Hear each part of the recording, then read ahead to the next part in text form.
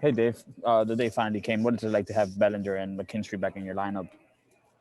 It's good. It's really good to have them back with us. Haven't seen Zach yet, but had a chance to catch it with Cody, and I know the teammates. There's a lot of energy in the clubhouse, so certainly to get that energy, a little bit of life. Obviously, the two players it's very helpful, and also it just allows us to spell guys like Mookie and CT, which is beneficial for everyone. And with Bellinger, I know you said he's going to play today and tomorrow, but how do you see the playing time kind of going with him at first and kind of just, easing him in with the leg?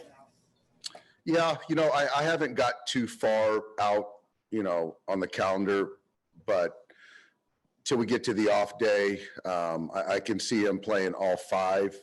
And with one of those days being at first base, that's probably at first glance.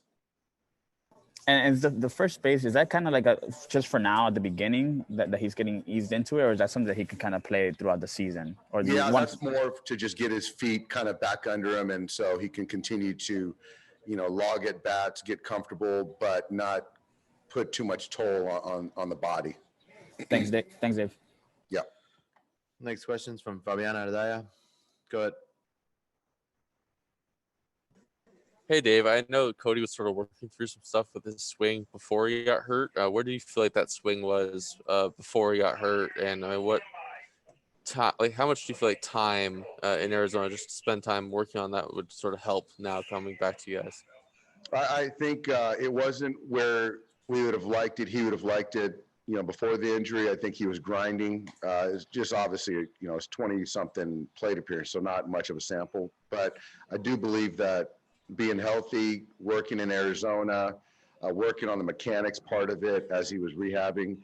We were fortunate enough to have Aaron Bates travel with him and at times. So he's in a really good place mechanically, mentally. So, no one can predict the results, but I think where he's at right now is really good. I think it kind of goes without saying that having a former MVP in your lineup is going to help. But how do you feel like about the job that you guys have done, especially offensively, sort of making up for his absence for the last couple of months? Obviously, having him back makes us considerably better. Just the presence in the batter's box, in center field. Not surprised at how we responded with having guys down. We've got a lot of good players in our organization, and other guys have stepped up, and we've pitched well. So just to kind of hold serve until, we get Cody and obviously Zach and Corey back and some other guys, AJ, really good to see. And then with Mookie, you said that today was going to be sort of a day to recalibrate, but what type of stuff is he going to be even doing today? And what do you feel like it is that he needs to do to sort of like, whether it be catching up to velocity, like you said yesterday, or just to be sort of locked back in a sense? I think for me, I hope he doesn't pick up a bat today. I just think that he's not going to get many days off, doesn't get many days off. He'll be back in there tomorrow. The days prior, he's worked really hard and put in a lot of repetition. So I would love it if he just kind of sat back and cheered his teammates on today. Thanks, Dave. Next question's from Jim Alexander. Go ahead. Yeah, Doc, what does this do for the mood in the clubhouse? Cody back, McKinstry back, other guys in the process of being back soon. What does that do with the guys that have been kind of holding the fort down? It's very additive. I think that it just adds to Sheldon and DJ were good, but the opportunity for those guys to go play. And now you've got two other guys here that have accrued some service time. Obviously, you have a former MVP. So it just makes our group better. The energy in the clubhouse is really lively right now. Cody certainly brings that. Zach more, mild-mannered, but there's an intensity there. So it's just additive all around. Thank you. Next question is from Bill Plunkett. Go ahead. Yeah, Dave, with Mookie, he just had 3 days off last weekend. Is this you being more mindful? Is this you seeing something about his the way he's playing to prompt this?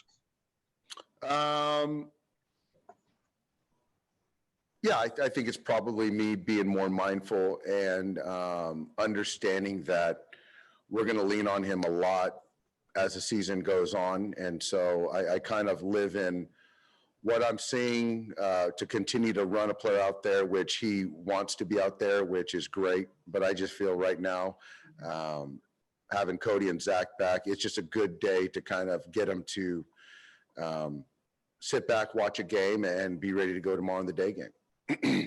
And what kind of report did you get on Gonsolin last night? What's the next step for him? Tony was really good. I think he was 4 and 55. So he'll make one more. And, hopefully if that's a 5 and, 70-ish, something like that, he'll be ready to join us. So it was really good. And if you look out 4 days, 5 days from now, that's kind of when I think that's when his next term will be. And when does Bruisdar go again? You know what? I don't know that right now. Thanks, Dave. Yep. Next question is from Joe Painter Lopez. Go ahead. Dave, Cody said that his locker is next to Albert Pujols and he intends to take full advantage of, learning from him. We saw what Pujols did in mentoring Trout. Was that by design, having his locker there? And what do you think of what you've seen in terms of Pujols kind of mentoring some of the younger players so far, and what kind of impact do you think he can have on Cody? Well, everyone is nothing against Albert, but the fact is that everyone's a younger player in regards to Albert, and he's mentoring everyone. And I'm learning from him, and us as coaches are learning from him. So to have him next to Cody, I think that was Alex Torres, our clubhouse manager, and it was a great move. And it's no surprise that Cody is one of the luckiest guys in the clubhouse to be lockered next to him. And so I know Cody and Mike have a relationship. And so to kind of know that their relationship and now could dovetail into this relationship, it's just good for Cody and good for the Dodgers.